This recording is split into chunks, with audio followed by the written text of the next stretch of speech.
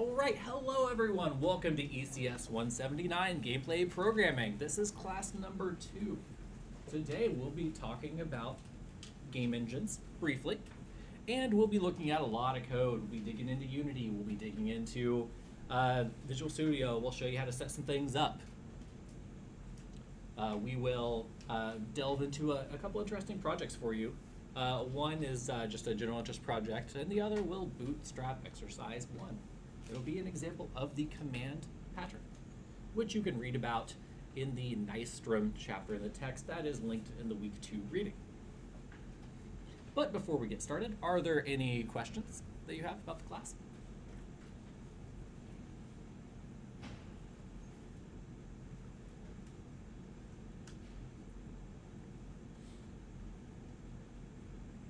Oh, right. I did such a good job on Tuesday, didn't I? Yeah, okay. Let's do this.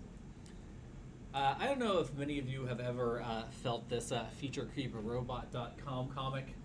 How many of you have tried to make your own game engine? Has anyone delved into this before?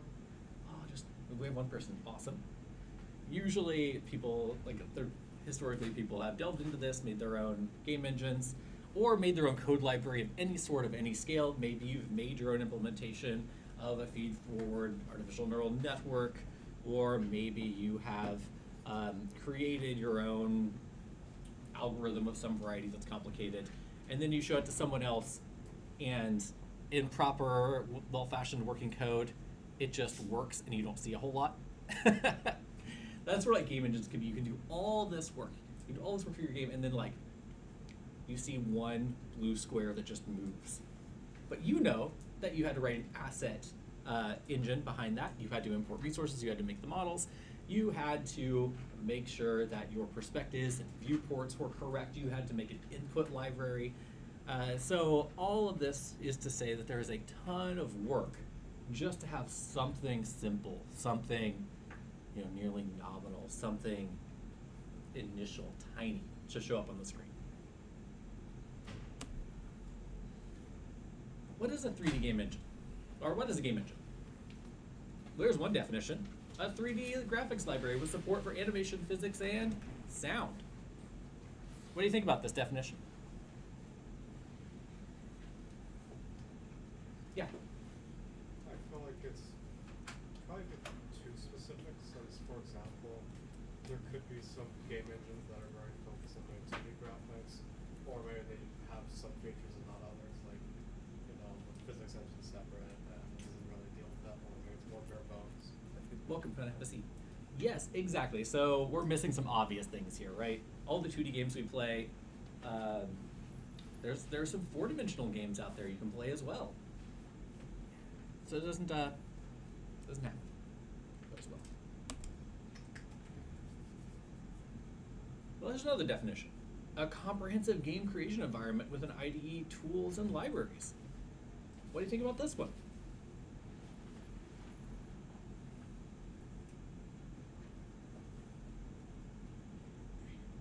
You got thoughts, Scott? Yeah, we're getting there. We're getting there? Yeah. Well, what's missing? What's bad about this?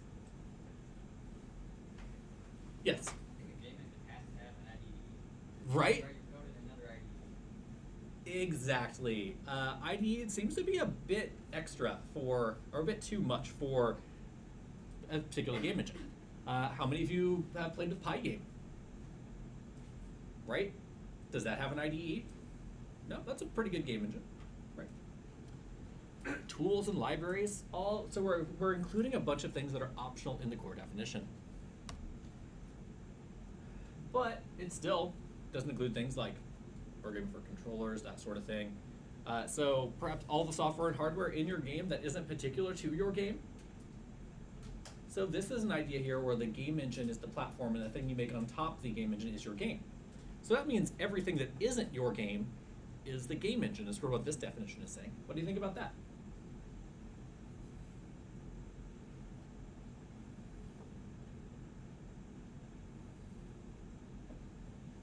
Yeah. So, in this scenario, if you have an online game, would the servers or the online support be considered a game engine, basically? Yeah. So now Microsoft Azure is your game engine. right? That's certainly not correct. I'm certain that these large cloud services have some other things they would like to do with those cloud services, rather than make your game, be a platform for your game to be successful. Sure, they'd like you to pay for that as well. So what we're seeing here is that game engines are a little more complicated. They're a little hard to define. And the common rhetorical technique when you have something that's hard to define, but you know some things are fall within that definition, is to look at it more as an area or a space or a spectrum. So today, let's take a quick look at the spectrum of game engines. I'll guide you through this. So first, we're going to talk about these various layers: hardware, operating systems, libraries, frameworks, game engines, makers, and wizards. So hardware. I'm sure most of you have some experience with hardware. How many of you have programmed hardware directly? So mostly the people who have taken ECE classes? Yeah. So they provide basic things: memory, processing, input-output capabilities. And they have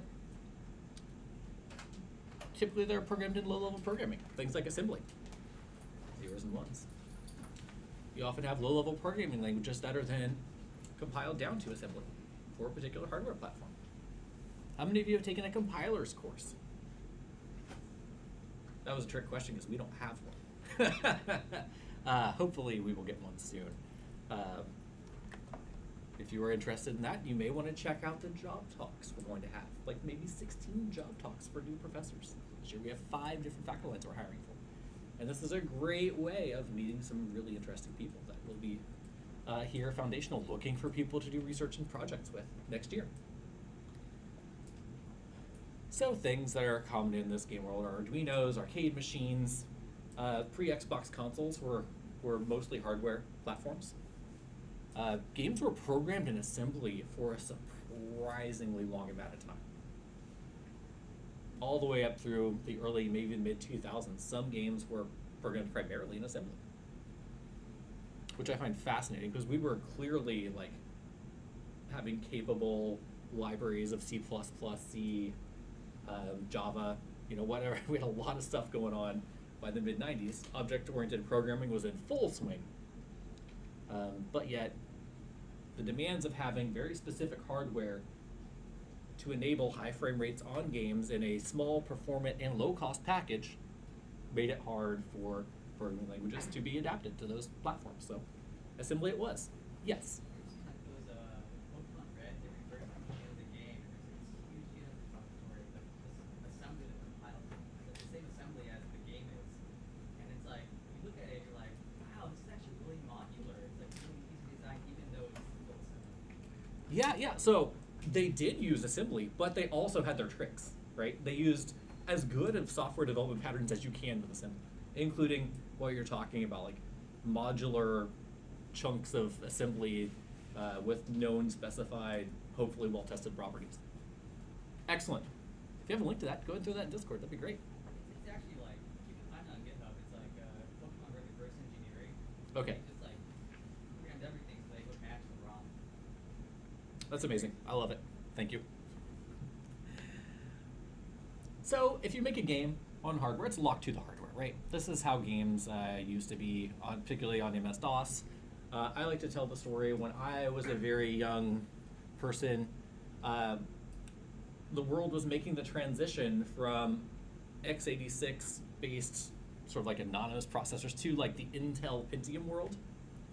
And all of a sudden I went from a 12 megahertz machine to a 75 megahertz machine. That sounded amazing, right? Like that's a really good performance increase. The problem was all the games were clock locked to 12 megahertz. So I would take my favorite floppy based MS-DOS game that I liked playing when I was like 4 or whatever, and put it in, played it on Windows 95, the snazzy new Windows 95 Pentium 75 machine. Everything was running 5 times faster than it should. So game technology comes a long way, but being locked to hardware is can be quite a gig sometimes. you're forced to speedrun everything. So, Gameduino, with its command of 256 total sprites, amazing. And then we have this. This is an old arcade board.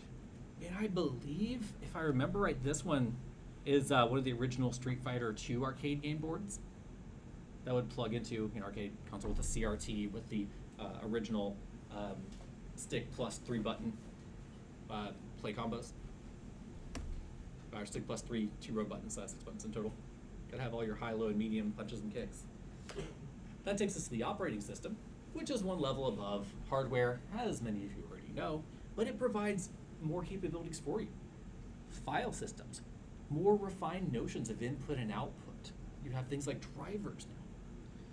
There's a lot, there's more memory management and memory safety now for you. You can request memory instead of having to manage the entire memory plane yourself.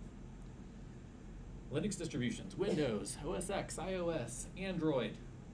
There's a bunch of operating systems for phones now. Each company seems to want their own operating system for their phone. But these are geared towards applications and not games. Although you'll see a lot of games that come bundled with operating systems. Minesweeper, Solitaire, classic examples, Tux Racer, right? All sorts of fun stuff. Now with these, they don't give you any game-like mechanisms, right? There's no sense of like interactivity, right? When you write your own program, it doesn't automatically wait for input, typically, right? When you first learn C++, C, or like Python, and you want something interactive, you looked for keyboard input, right? And then you waited in a for loop for something to happen. Or if you use the right input command, it would wait for you, listen for a key press, and then move on to the next line. That's far from how games work. Games have a very specific game main loop that's pretty canonical, where you have the main loop, you'll have your taking of input, your updating of the game world, your reaction to all the AI reactions to everything that happens in the game world, and then you'll have your rendering, where you'll render the background, you'll render the HUD, you'll render all the new updated character positions and states. And then you'll go back up to the top of the loop. Right? Classic single-threaded interactive game loop. You have like Mint Linux, Tux Racer, classic example of this stuff. Libraries. Typically, these are a higher level abstraction than operating systems. They provide compartmentalized solutions. We often call these middleware, and they often have their own well laid out internal vernacular. Like they'll have their own coding style. They'll have their own ways of calling functions. They'll have their own internal organizations that are good for their particular tasks. Who's programmed in OpenGL or Vulkan? Ooh, okay, so we have some people that have done some graphics. What about Fmod? Have any music lovers? TensorFlow? All right, so all of these are examples of libraries that you'll use. Now, often people get libraries conflated with APIs that you call off to the internet, and something big happens on some machine somewhere, and then sends you back a result. There's a little different in flavor from the libraries as we use them in games. They're just a slightly different beast. You want to treat them differently because they have the ramifications of using those are a little more profound, right? Because now you're breaking your data security sphere, and you are sending information on the internet. Who knows how long that'll take? Who knows how long it'll take to process? Who knows when you're going to get it back? When you're using things like OpenGL, Fmod, TensorFlow, local performant libraries, their performance consistency is much more manageable. But these are libraries that are used broadly, and they're typically abstracted away from the hardware. Right? You'll have different versions of library for each different version of different platform you want to use it in, whether it's x86, Windows, like 64-bit processing, like Debian Linux, this sort of thing. Get a bunch of deb files or RPM packages, things for ARM. Maybe M2 and M1 now. But they give you fun capabilities like this. I didn't get sound to flip over. 1 moment.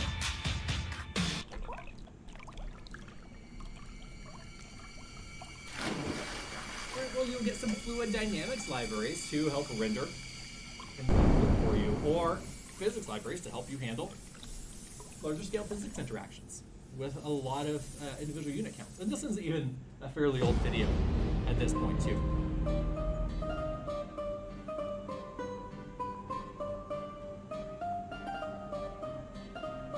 But I find it oddly satisfying.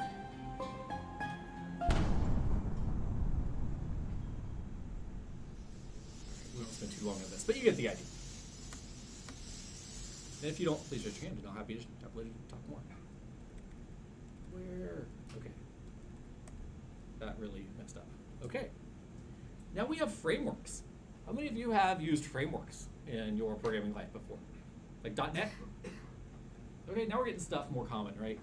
These are sets of libraries that come together to provide a whole suite of integrated capabilities with, from the programmer perspective, a common style of interface between all of those capabilities.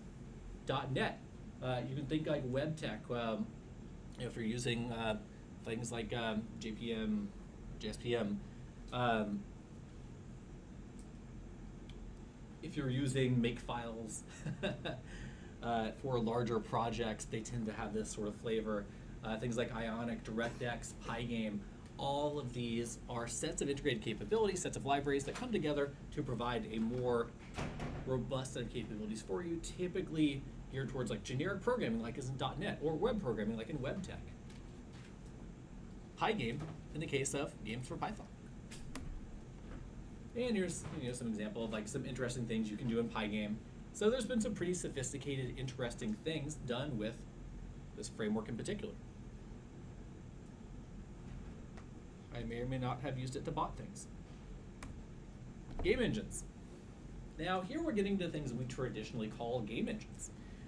They provide game-specific application programmer interfaces and design features. Some examples: Unity, Unreal, Godot, Allegro, Creation, the Frostbite engine, Essence, Source, well now Source 3, 4, Intech, and their various incarnations. IW, RenPy, Twine, Bitsy, all sorts of game engines out there. Game engines proliferate. People like making game engines. They're really special purpose tools, right? They're made for games specifically. Sometimes for specific genres. And you can even see that in the large, robust, largely capable engines like Unity and Unreal, and even Godot. Unreal specifies very much in high graphic fidelity 3D games, particularly that involve shooting. They have a lot of capabilities, and their default out-of-the-box configurations are meant to support that style and genre of gameplay. Whereas Unity is a little more abstract, a little more free-flowing, a little more generic in its default configuration. Godot is more centered towards two-dimensional games than 3. But then you have things like RenPy. How many of you have used RenPy? Oh, okay. So hopefully you've made an interactive narrative game or a visual novel.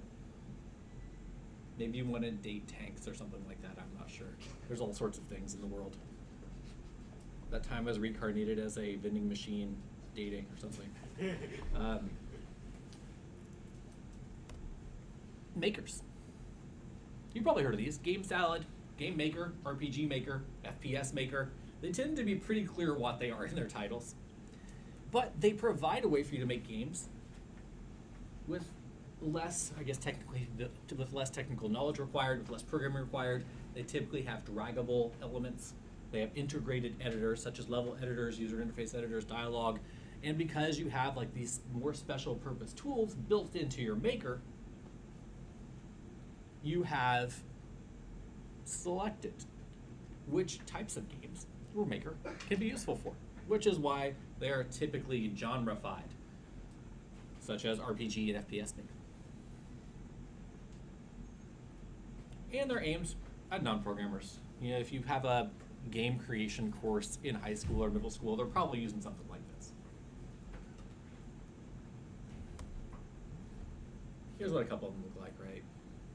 Typically interfaces with a hierarchy, a visualization screen of some variety, and you just drag things onto it. You fill in text boxes, you fill in property sheets, and you're off to the races. Wizards. Now we're into things that are a little less common, a little less people have used game wizards. These are incredibly popular in the mobile space because you can just have the machine make most of the game for you, and you can proliferate a bunch of games no one will play onto all the app stores. These are particularly popular with a bunch of people who like to clone existing games. It's interesting how many derivative games there are out there on these app stores. And Wizards can be responsible for that, but Wizards can also be a powerful tool for first-time game makers, or if you want to, automate or customize simple games for a wide variety of people for maybe artistic purposes. They tend to be scripted, so though like a wizard for installing an application, they will run you through a set of steps and processes and ask you for information at various points. What's the game called? How many stages should it have? Should it have this type of pickup, this type of pickup, this type of pickup? Click all the checkboxes. It comes with a preset bundle of assets and libraries that you can choose from as part of that wizard process. That's a preset bundle of game mechanics that are already implemented, and you're just simply parameterizing them. They're treated as templates. Games factories, game templates. How many of you have found out which Percy Jackson god house you would belong to, or which Hogwarts house you belong to, or what type of melon you would be? Right? These are all classic Quizlet games that you'll find on social media, or even the ones on TikTok where you'll be like, how am I feeling today? And it'll scroll a bunch of things over your head and then eventually pick one and you have to react to it. All these are typically wizard-based, simple, parameterized, interactive things, computational media, games. Yeah? So is there a spectrum towards a game engine wizard? Because some games like RPG makers, but they also have game mechanics, right, as far as I know. Yeah. So, there can be, most of the makers are largely 90% makers, but there's 10% wizard in there. Or maybe 80% maker and 10% game engine and 10% wizard, right? Where you'll be mostly dragging and dropping things as you would in Game Maker, but maybe you can drop down and enter some small scripting somewhere, right? There's often a capability. And then sometimes they're like, okay, I want to generate this more complicated game mechanic for you. Follow the instructions step by step and we'll make it for you, right? So there are elements that blur the edges.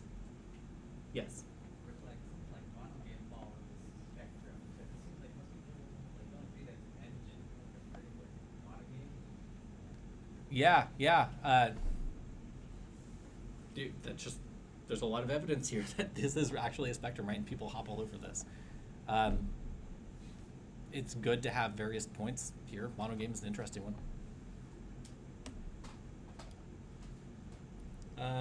This is what wizards kind of look like. Promo material. It's kind of hard to find a good screenshot of a wizard because you're just looking at a sequence of text boxes or of dialog boxes. But what I want to point you to here is this is a spectrum. This is not a hard and fast rule. This is a set of tendencies and common use patterns. So hardware, operating systems, libraries, and frameworks are often used to build game engines. And then frameworks, game engines, makers, and wizards are often used to build games themselves. And then you have this interstitial space of frameworks which can commonly be used for either. So I think it's important, since you'll be using a robust, well-known game engine in this class, to sort of know what other things there are out there. Typically because you'll be learning design patterns, you'll be learning mechanics, systems, rules, how to create them, what software patterns you'll need to pull those off. And those can be used with,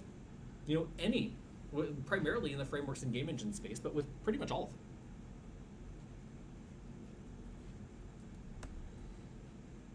And people often reinvent these. A lot of people make libraries, frameworks, and game engines. I make a lot of libraries.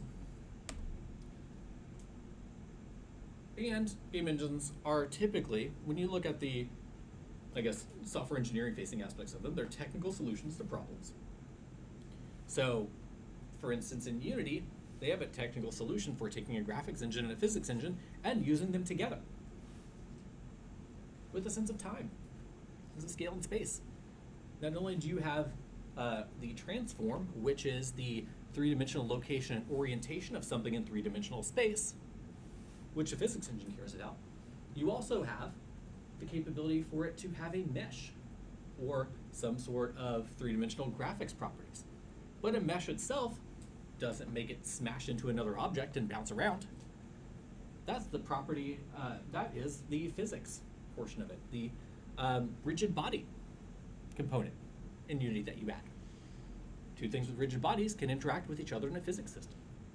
Perhaps you can even disassociate the graphics from the physics, particularly when you're talking about hitboxes, because you can add a collision surface, a collider, 2D or 3D, to your 2D or 3D game objects.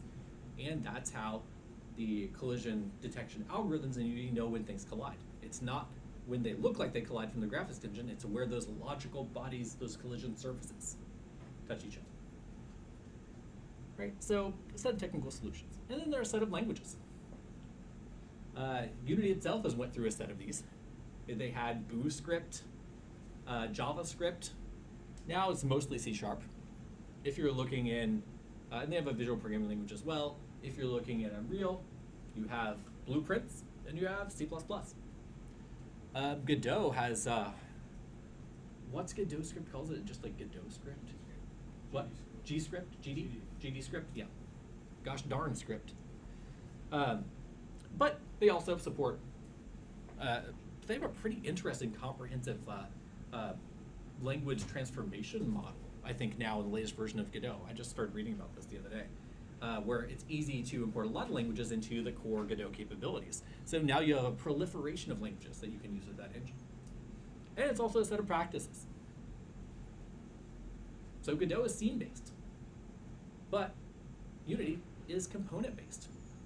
They make you break down your games in different ways. Your objects will be in slightly different configurations in slightly different places within their hierarchy or scene editors, depending on whether you use the component metaphor versus, for say, a scene metaphor. So that's something you have to keep an eye on. We'll be mostly using component metaphors here, but there are other metaphors to use if you want to make games in other engines. I don't want to go too into this, but you can see like there's a bunch of topics that intersect with this.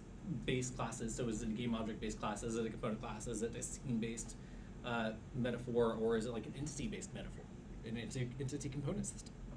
There are scripting languages. Those are typically made for designers, but in the version of game engines that we use, they're sophisticated enough that developers find them quite handy as well, like C# and Unity. And then you have your data languages. How does data enter your system, and how do you make it work with all of your other metaphors going on? There's a bunch of computer science topics all over the place with game engines. They're an integration of a lot of long-term technological development within computer science. Programming languages, compilers. These are just software engineering things. Generics, optimizations, design patterns. Now you have more data-driven programming entering the game engine space. There's a lot of good computer science here to be had. And then we have the human practices that wrap around game engines. How do you create and integrate content? How do you plan to build with a game engine in the loop? How do you plan a team project? How do you debug it? How do you deploy it? How do you make sure your software engineering is solid? How do you import human-computer interaction findings and research and best practices into your game engine-based game? So, good engines can solve problems for you. You pick the wrong engine, it's gonna fight you. It's gonna make problems for you. My advice to you, as always, is advice to which programming language or environment do I use? The right tool for the job at hand. You as computer scientists should be fairly agile in picking up new tools and new languages. Not everything's a nail. I'm sure you have a really good C++ hammer right now, but a hammer doesn't screw in screws very well. All right, and here's just some research and papers that you may find interesting. Feel free to look these up in the slides if you want. All right. Any questions about the game engine topics before we move on to some Unity?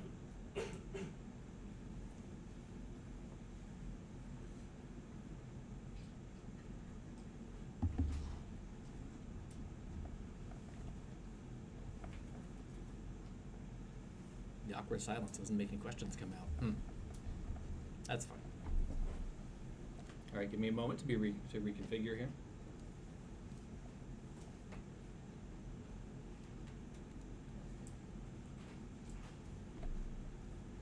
So first I'm going to open Unity Hub. How many of you have followed the instructions to create your own Unity and GitHub accounts linked with student things, with student access? Excellent. Hopefully by next Tuesday, all hands will be in the air. This is critical for the class to get your technology infrastructure started and going. How many of you installed the version of Unity required for the class? Okay, there we go. Getting a little better. Unity Hub. I imagine you needed that if you installed Unity, right? Of course. Have you chosen an IDE, or did you use the default Visual Studio Community Edition? Visual Studio Community Edition? Any other IDEs out there? Emacs? VI? VS Code? Vim. Notepad. Notepad plus plus, or you straight up Notepad? Not exe. There we go. There we go. It's all command line. I just use Echo for everything. All right. So I'm going. If you look inside, okay, I'll actually show this to you. Let me just start the project loading here real quick. I will hit the browser again. So the projects we are looking at today are in the projects folder inside of the gameplay programming repository. You can clone or fork this entire thing and get these right away, or you can just download the folders as zip files, whatever. Today we're going to look at PCG tree and command pattern example. PCG tree first, then command pattern example next.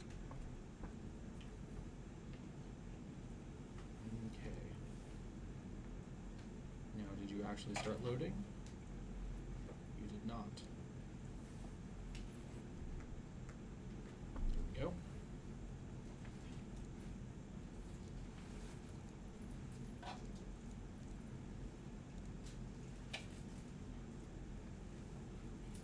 I'm just going to capture the primary monitor here.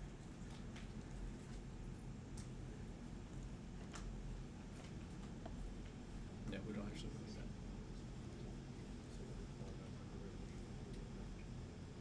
All right, here's the Unity editor. Let's see, we have code here.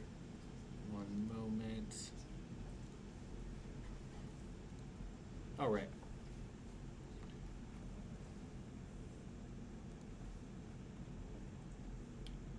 This is Unity. Yes. Which project is it? This is command pattern example. And let's, real quick, if you want to open command pattern example, what you're looking for when you want to load a project with GitHub, so you can add a project that's already on disk. So if you've downloaded this thing and have it on your disk somewhere, on your hard drive, or whatever drive you're using.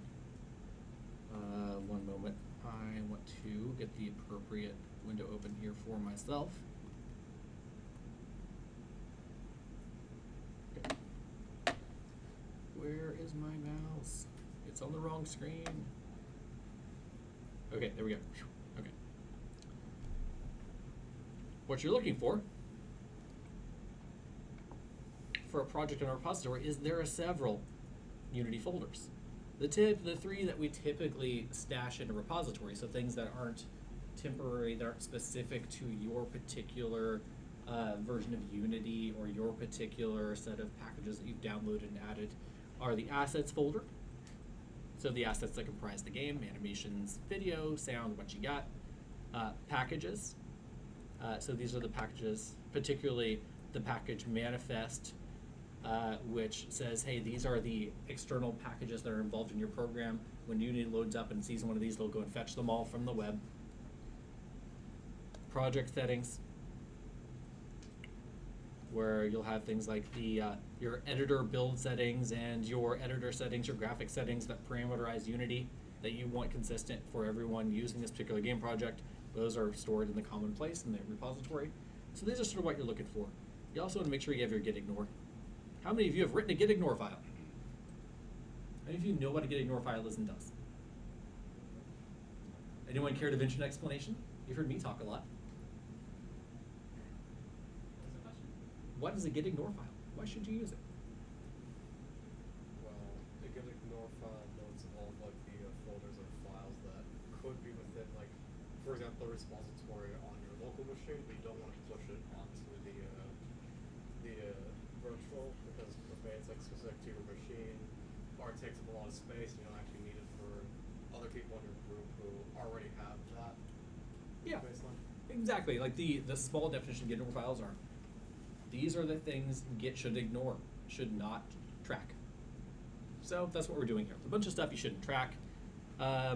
I've used, it used to be gitignore.io, and now it's topol.com. Someone rebranded it. But it makes a quick, easy gitignore file for you. So you can take these URL, pop it in, make gitignore files, got a bunch of checkbox things. Now, for a long time, Git has had its own version of this. You can create gitignore files with GitHub. Seems pretty great. They do things like make sure your DS store files don't go in. They make sure that your thumbnail files from Windows don't get tucked away. There's a lot of stuff in here, particularly the Unity ones. Library, temporary, obj, builds, logs, user settings. All those will be ignored by Git. So you won't be pushing them up to the common repository that you share with everyone. They're just not necessary. All right.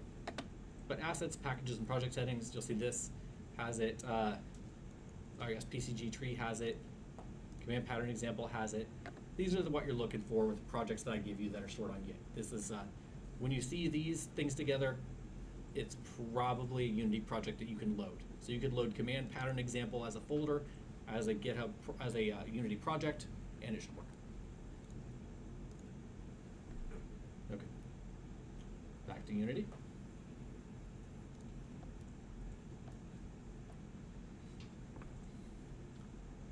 So, first off, Unity can have a set of layouts.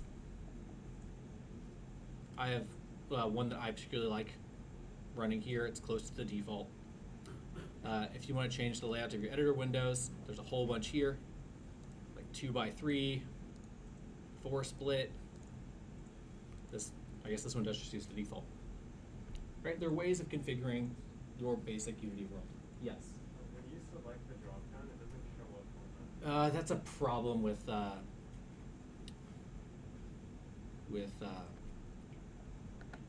OBS not picking up pop-up windows. Let me just put a display capture window up here. There. Now I think we should. Now you're seeing, my OBS setup, but now you're probably seeing the command example, and now you should be able to see the pop-ups, right? Thanks. 2x3, 4 split, default. Tall, particularly if you're working on a portrait mode monitor. Wide if you're working on an extra wide. There's lots of good stuff here. And you can save your options. But the default one, you'll see first. So you'll also see different layers that you can see for the rendering.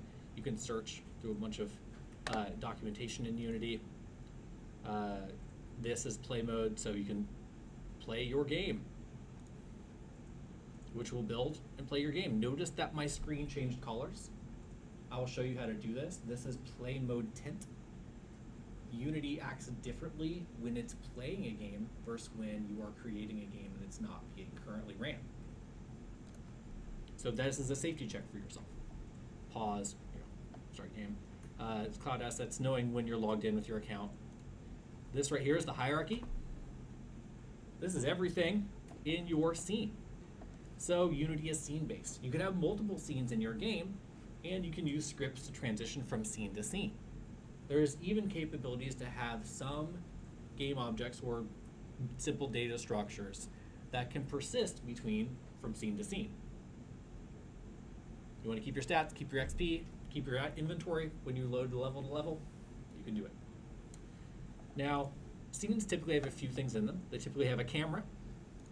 This is the thing through which you see the world. You know, I move the camera view moves around. You can have multiple cameras, and you can change which one is the main camera, so which one is the active camera. You can also have multiple cameras showing multiple parts of the screen being displayed on different portions of the screen. Couch co-op split screen. You can do that with Unity. We often have a game or two in this class that is a couch co-op game. So you can have multiple cameras showing multiple viewports of the game, having them all rendered simultaneously. And because it's a graphics engine, it needs light. If, let's say, we disable our directional light,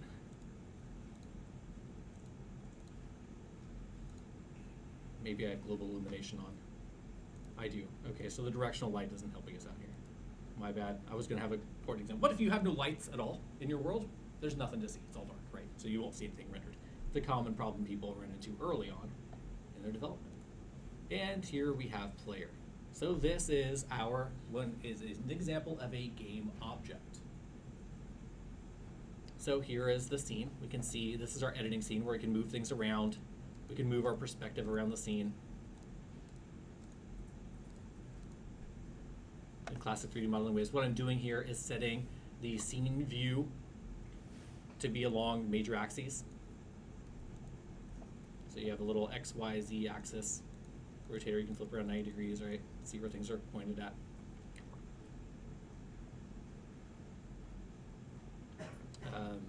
There's a lot of settings to look at here. We're not going to go through them all, but major things that you can do here are pan around the screen, move things around, middle mouse wheel does scrubbing, right click does perspective, like you're moving the camera around like you would ahead, does that. You have translation, rotation, so you can move an object around 3D space, you can rotate it. You can stretch and skew with R, so moving things around, like screen manipulation is Q, W is translate, E is rotate, R is scale. Those are the basic ones you use, quick hotkeys to move around the world. So we have the scene view and we have the game view. So the game view is what the fully rendered camera is seeing. Like this is what your main camera is showing you, or the active cameras in your camera space are showing you. All right, and here on the right side, this is a really important one. This is the inspector. This is showing you all of the properties of the thing you have selected. Main camera. The check mark to see whether it's enabled or not.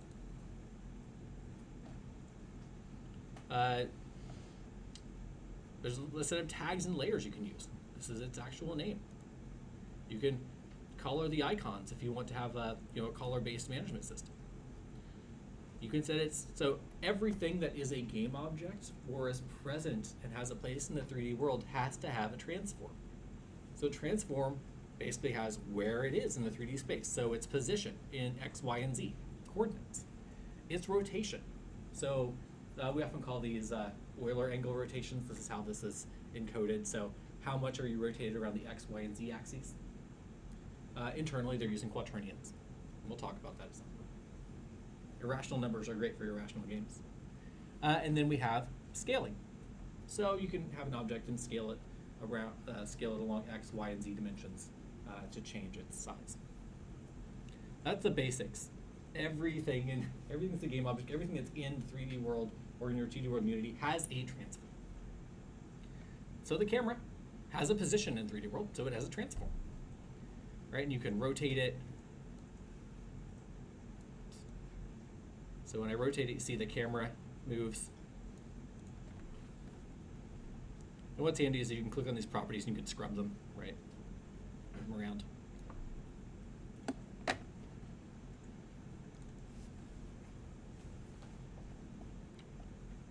So camera. So if you have a game object and it's a camera, it has a camera component. Because we're a component system here, game objects are fairly simple, and you add capabilities by adding components to things.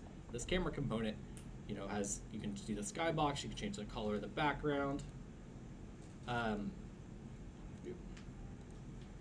Solid color background, depth field, don't clear, skybox, so classic skybox is what we're using here. You can change the field of view of the camera. And there are a few things here. You can change it from being a perspective-based camera, and you may not see a big difference here, to an orthographic camera. Again, does anyone know the difference between orthographic mode and perspective mode in graphics? Yeah. Things that are far away are basically smaller. Yeah. Do you take perspective into account? Is something farther away perceived as smaller than something closer? So when you're using two-dimensional games, you don't care about depth. You want to use orthographic mode, so things that you have in back layers aren't shrunk a little bit. But for 3D games, it would be very weird without perspective mode, because everything would look like it was right in front of your face. All right.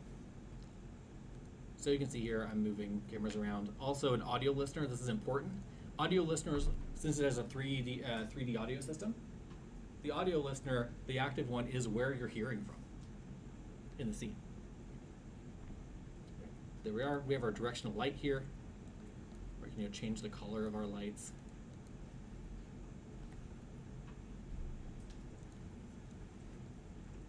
You can barely see the shading on the object change just a little bit.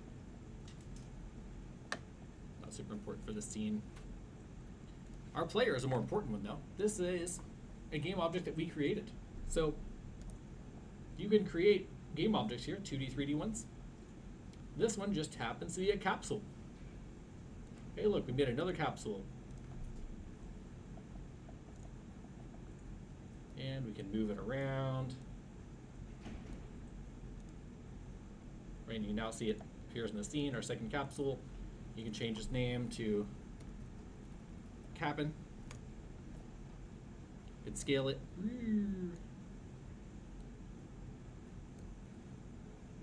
All sorts of stuff we can do. We can set its shaders to different albedo modes, render modes, whatever. We can delete it and get it out of our scene.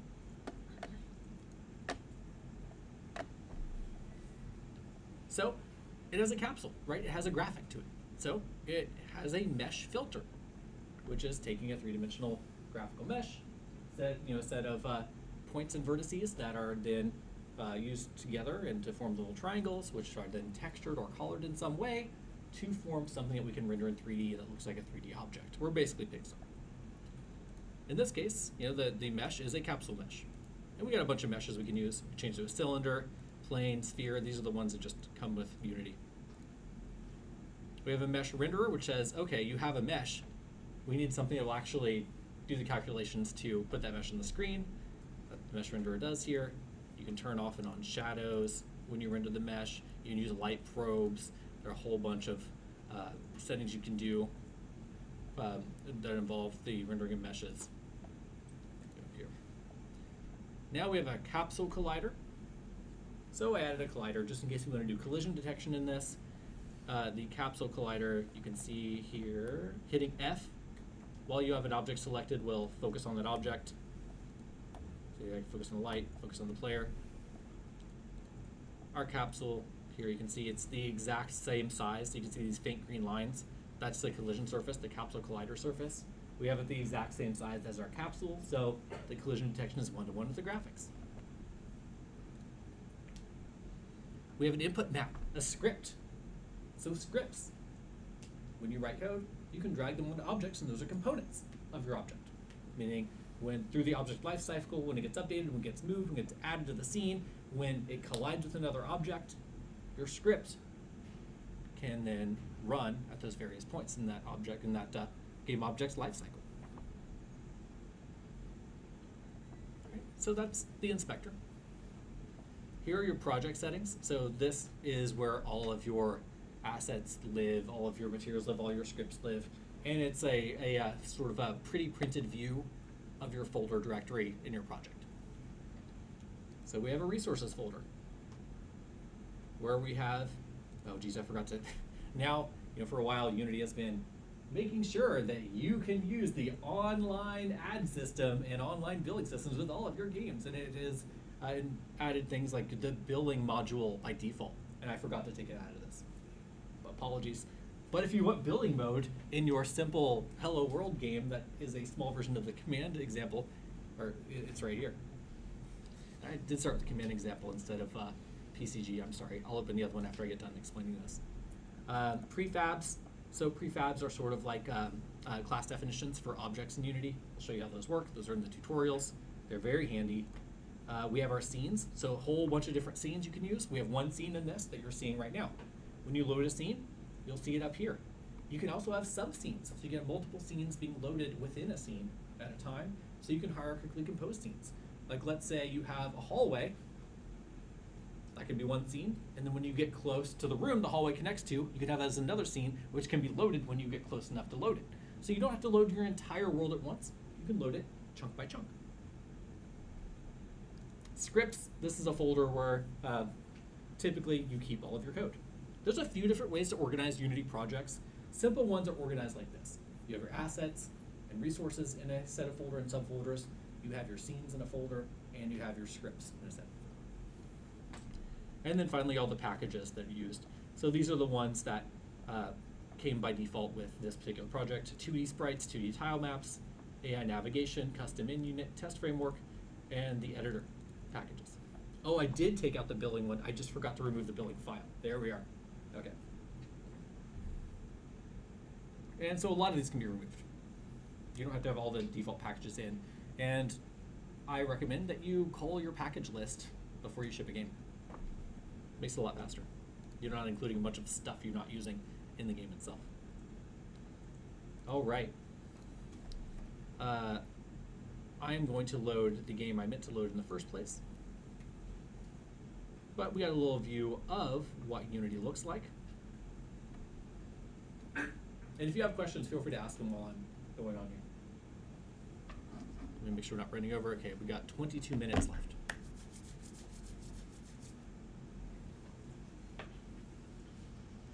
So this project will look a little different.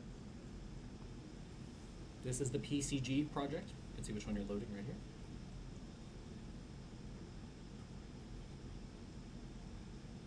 My computer's very old. I'm getting a new instructional computer, hopefully next week or two. So pardon like this 2017 MSI laptop. You have a question?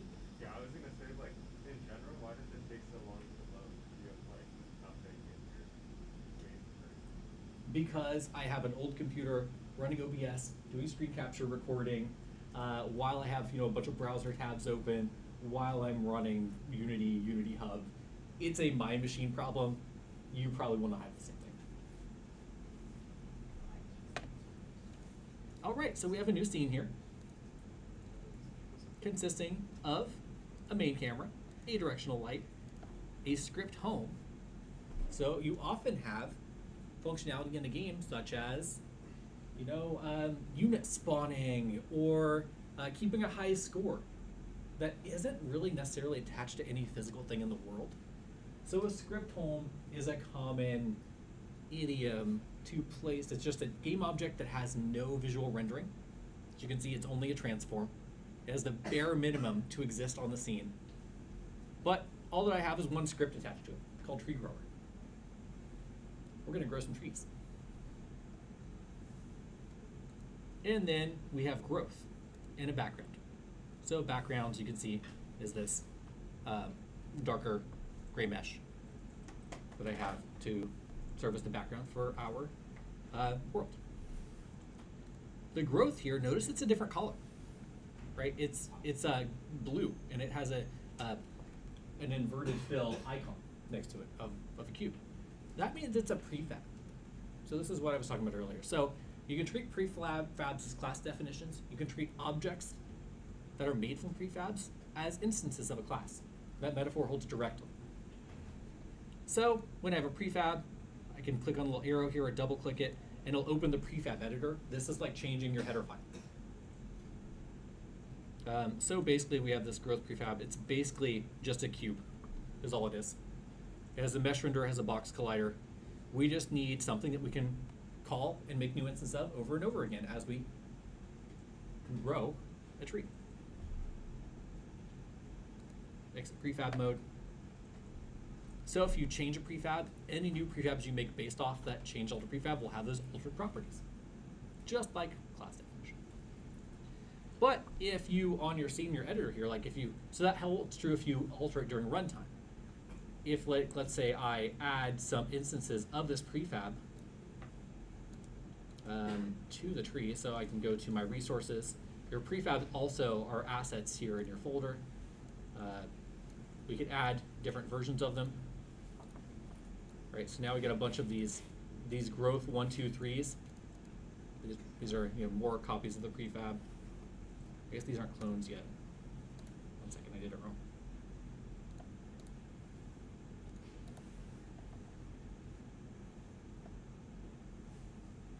Yeah, fine. Anyway, you can change them, but when you change the definition, the ones that are already instances in your scene won't change, but later ones will. We don't want to go into too much right now. I don't want to preempt too many of your tutorials. And we have a tree scene and a sample scene that we have loaded. Tree scene was just me playing around. Sample scene is the one we're using right now. But the big thing is we have a script called Tree Grower that lives in our script home. Let's take a peek. Let's take a look at some C#. So first off, you'll notice that I am using VS Code. Is it legible enough back there? Control apostrophe gets rid of the terminal. There we go. Okay. Just kept coming up. Here's the tree structure. Okay, great. So here is our tree grower. I'll make it a little bigger just so you can see it. We'll get rid of the sidebar. All right, so we have some using commands. So these are like imports in Java. These are like includes in C++. They're ways of taking additional code and bringing them into your use. In this case, we're using the collection so we can use lists, and we're importing the generics library so we can use generics. And importantly, we're importing the Unity engine package, which gives us access to all of Unity's code stuff, libraries, objects, etc. But we're making a public class tree grower, and it is inheriting mono behavior. So mono behavior with a U because it was from Europe. This is the basic way of making a script-based component that you can drag onto an object in Unity and have it run with the object's lifecycle.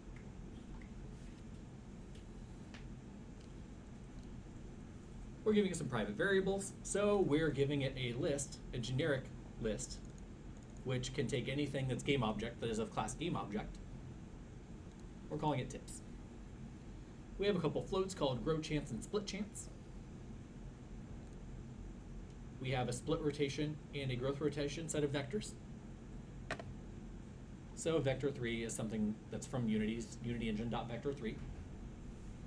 And it basically takes 3 floating point vectors to make a 3-dimensional representation of either an orientation or a point.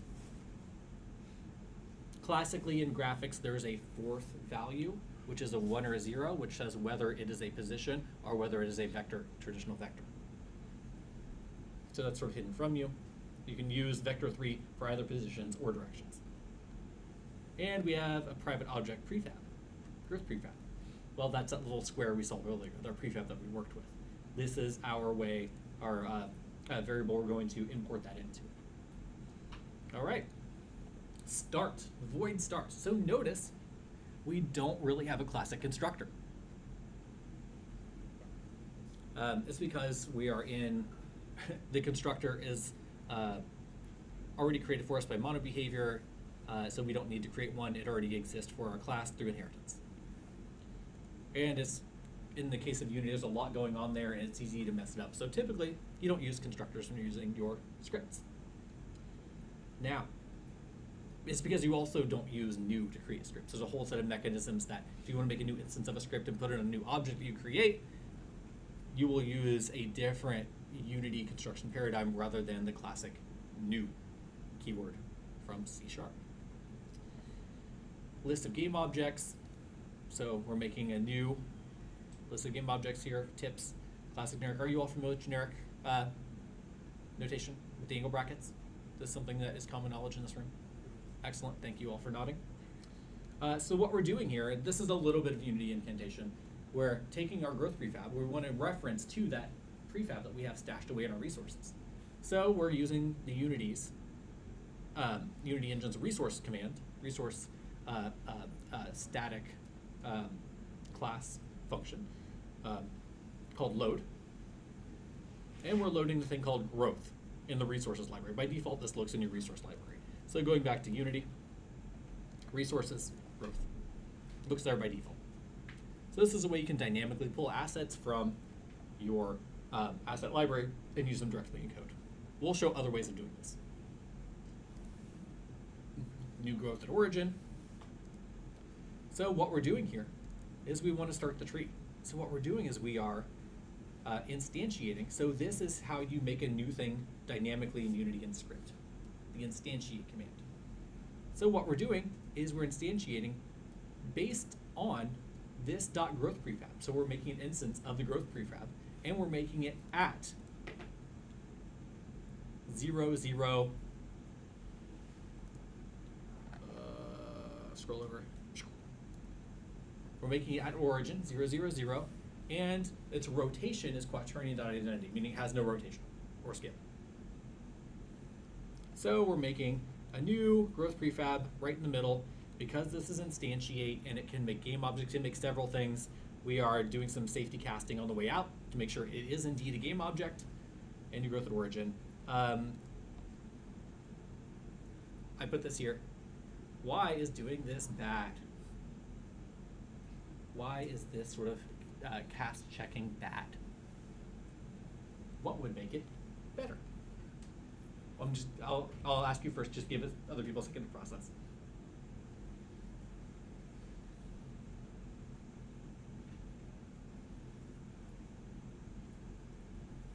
Any thoughts?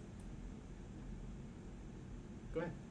Yeah, the runtime cache error is not the correct class. You should know that you check first instance of this class before you catch it. Exactly. You can wrap a try catch around this and see if you have a type error, and then fix it. New growth at origin. And so what we're doing is we're adding this new growth at origin to our set of tips. So we made a little root for our tree. Now here's our update. So update is called once per frame update inside of Unity. This is our, you want to move this object or tell it what to do or how to change or do some calculation every time a frame is encountered, every game cycle update. You can do it here. So we want to see if we have any tips we need to remove, so dead tree bits. We want to see if there are any tips to add. And so our go through is like for each tip, we're rolling the dice.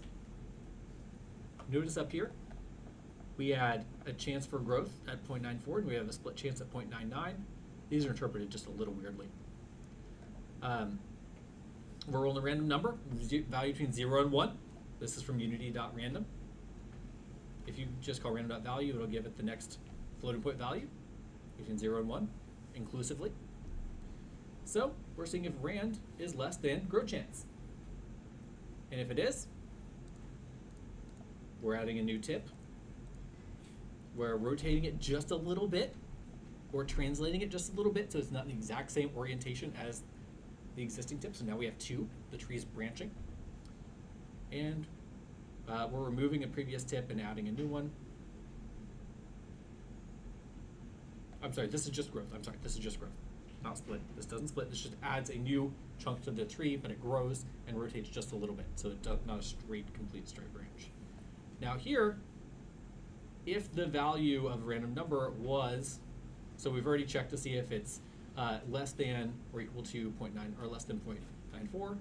So now we're looking to see if it's between 0.94 and 0.99. We have a split chance, so it has like a 4% or 5% chance of splitting instead of just simply growing. And here we're adding a new tip, rotating it slightly. And so now we have two tips if this happens, an extra tip. Then finally, that 1% chance, that branch dies. So we remove a tip.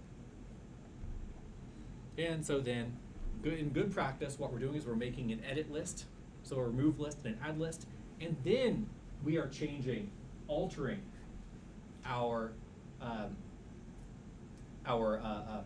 lists, our tips, after they're all being processed instead of during. So when we talked about the code last time about editing collections inside of iterative constructs, This is one way to solve that problem. Save it, cache it, do it afterwards where it's safe. All right, so we've talked about this. Should we run it? I think we should run it. All right, we're going to play maximized. Here's the scale. Any predictions on what's going to happen?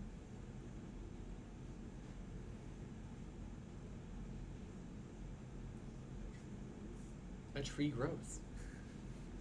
But if you hear it, does it actually grow?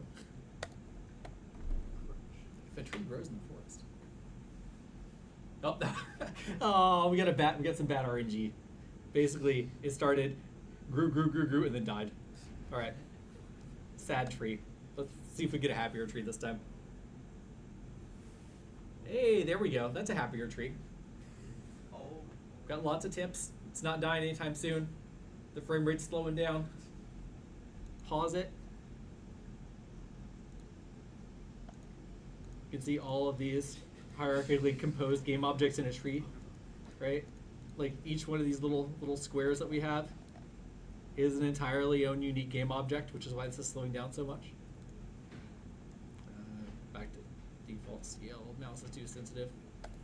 Try it again. So this is a little bit of procedural content generation.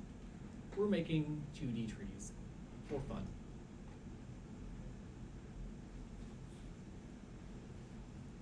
Any questions? Anything you want to inspect? Anything you want to take a second look at? Yes. So how would you deal with something like optimization in this case? Because this is already like lagging your computer, and it's not even like a very complicated program. So Yeah. how would we able to like? Excellent questions. Anyone have any intuitions before I respond? Go ahead. Yeah, you could limit the number, right? So you could limit the size of the tree. That's one thing you could do. Yeah. Maybe after a certain amount of time, you could like combine the game objects, I guess. Since like they randomly generate like points once they split off, and that's why you really care about having small increments, so that you can have that points be random. Knowing when that happens, you can try to see if you can combine previous ones into, I don't know. Yeah, you could maybe combine their meshes together to have one larger, more geometrically complicated object Like instead. one object. Yeah. So what's really slowing this down is each one of these objects is a fully fledged Unity object in the Unity lifecycle. That's what's causing most of the slowdown.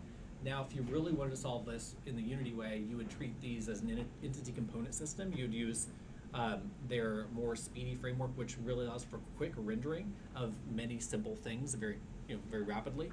So it basically treats all these as a struct and then runs the code of the lifecycle on them struct at a time, instead of having the larger memory capacity of treating all of these as instances in a more dynamic hierarchy-based object space. And so there you can run probably millions of these if you use the entity component system at the same time.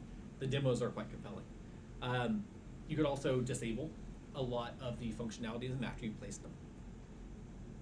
So you could turn off their colliders. You could only enable their meshes, turn off the physics for each one of them. Turn off some of the lifecycle capabilities of each one of them, meaning that they don't respond to start or draw as much as they did before. So you can make each one of them cheaper. So there's a few ways you can tackle this. Does that help? Yes. It might be due to like, it's from the update function, so it's being called like, you got like thousands of updates being called every frame, right? So if you can like take this and just move it into one like bigger function that doesn't get called, there's not like thousands of functions being called, probably fix it as well. Well, so this is called a script home, right? So there's only one object to be called an update. Oh, okay, makes sense. Yeah. So it does at least has that baseline of efficiency, right? Yeah. Can you work that on the entity component system? Is it like something you need to like refactor the code? Yeah, you have to refactor your code. Yeah, so you basically have a bunch of smaller scriptable objects that would act as structs, which then gets treated as structs by the game engine. So they have memory locality, right? And so you can run through a static array of those very quickly, statically sized array of those very quickly. And so that's at the heart of it. So you're basically running things, you're doing all the lifecycle things, one of those at a time, and you're marching through a memory space, which makes it a lot more efficient than treating each one of them separately in basically a linked list. Yeah. It's the same for export the file. Export the file? I think you can export the game, the project. Does the same, you can export it? Yeah, if you published it, it would run the same. Yeah, I mean, it would run based off the capabilities of the machine that you ran the exported code on. So if you ran it like maybe on one of your machines and not mine, you get you get a much speedier, bigger tree. Yes. So is it possible to like get another script to maybe like kill some process like while they are processing you and like you can kill some old process like since it already spawned so make it easy? Yeah, I'm not sure like process is the proper term you want to use, but Yeah, you like- can do parallelization and threading in Unity. So it's like I say it's like deleting some like old spawns and like while like it's like continuing to generate new spawns and like we kill some old spawns. Exactly, and so that's what we're talking about. You could like combine the meshes of a bunch of spawns together and make them one object that has slightly more geometric complexity rather than a bunch of standalone objects, and that helps a lot because then you don't have to have a transform for each one of them. You don't have to have a place in the scene for each one of them. It's more efficient to do it that way. Yeah. All right, we will run the second example next class meeting. We have 3 minutes left. Do you have any more questions? So what's happening with the discussion? What's happening with the discussion? Oh, we are going to have that be online and recorded, and we're not taking attendance. I'll be a little sad if I'm the only one there. So someone please join me, please. And we will be going over exercise 1, your first homework assignment, in detail during that discussion section. So, All right. Yes. Will the exercise one be posted? Exercise 1? Yeah, Yep, I'm gonna give it to you on Monday, but you can already see it on syllabus. It's already there. Okay. But the GitHub Classroom for it, which is the turn-in mechanism, will be available on Tuesday or earlier. All right. Goodbye, everyone who's listening to the recording. Hope you have a wonderful day.